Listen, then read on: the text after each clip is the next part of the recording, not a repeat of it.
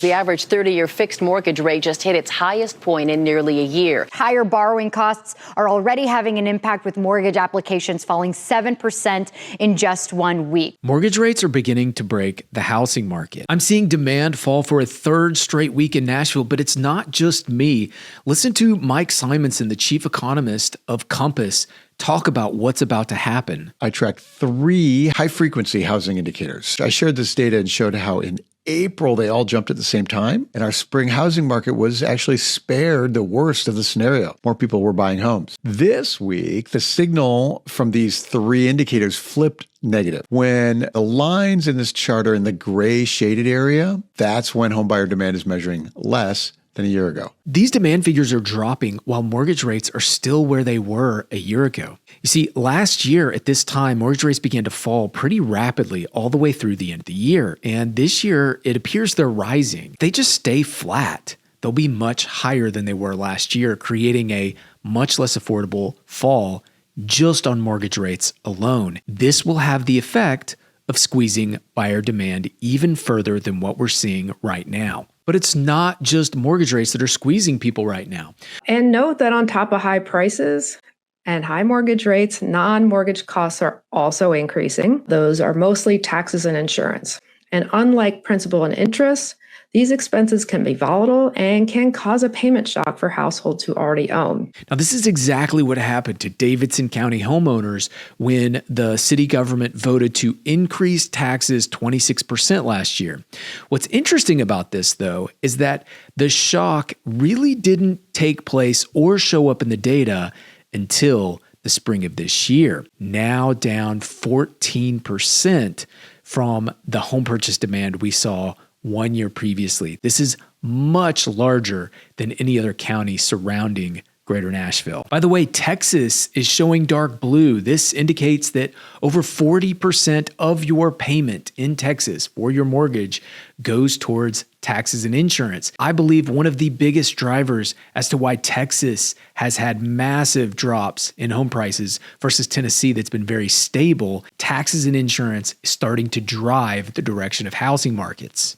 And you can see just how much the taxes and insurance add in there when you look at the map on the right. 20% of metros in the US have escrow shares of the monthly payment at 40% or more. So that's pretty high, right? And in Texas, where you have pretty high tax rates. And if it weren't for those high escrow shares, a lot of these areas would be affordable. Now, I want to caution you here that some analysts love using a metric, home price to incomes. For example, some people are saying that Austin is now way more affordable looking at incomes to home price. But what this isn't accounting for is taxes and insurance. The cost to hold in certain areas are much, much higher. When you're comparing incomes, you look at payments, not price. And it becomes obvious that non-mortgage costs are becoming much, much more relevant, which means even in states like Tennessee, where things have been stable, places that have seen non-mortgage costs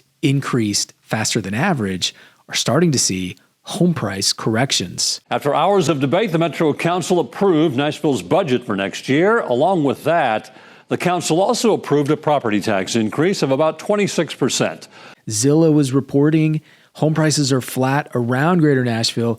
Davidson County, where we saw that massive increase, we see prices dropping. Not just prices dropping, we're also seeing demand drop massively in Davidson County. It's also important to note that in Davidson County, in spite of demand being so much lower, active listing growth is not happening. In fact, we're seeing a lot more active listing growth in the surrounding counties than we are in Davidson County single family. We've seen cost to hold really wreck the condo market in Greater Nashville. Is it also going to put downward pressure on home prices in Davidson County? That is yet to be seen when we look at median contract price per foot, but according to Zillow, it is happening. The truth is you're not buying a housing market. You're not buying Davidson County housing market or Williamson County housing market. You're buying a house. You're buying a house in a neighborhood. And the best way to understand what's happening is to understand the broader market, but then deep dive into the very locations you are looking to buy. And we can see massive shifts happening right across the street from each other. Green Hills has either softened drastically or is actually more competitive than it was the previous year. Now, what makes this interesting is that Green Hills, closer to Belmead, this is the area that I would expect to be hotter, to be more popular. It's in the Julia Green neighborhood, the Julia Green Elementary School, which everybody says is better. Everybody, you know who you are that say this, okay? Percy Priest, still good. Way softer over there, way softer. So let's take a look at Green Hills, and what we see is a massive increase in listings from last year. We have 78 active listings right now, 11 under contract, 78. You go back to last July, you had 55 with 14 under contract. This is one of the biggest shifts in Nashville right now.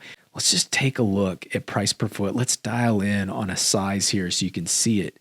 Let's just pick a detached 29 to 3,800 house.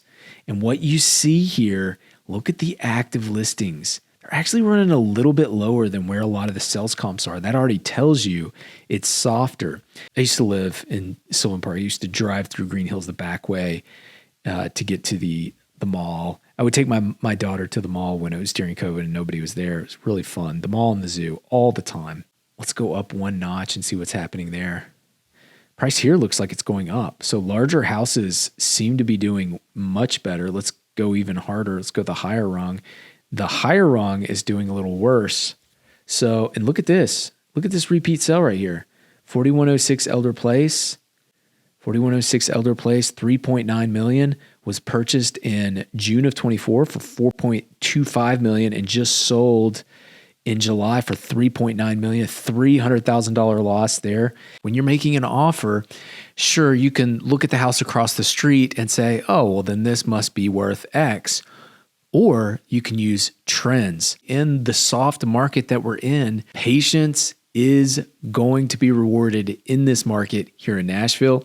With that, I wish you all the best. Have a great weekend, and I look forward to seeing you next Saturday. Thanks for watching.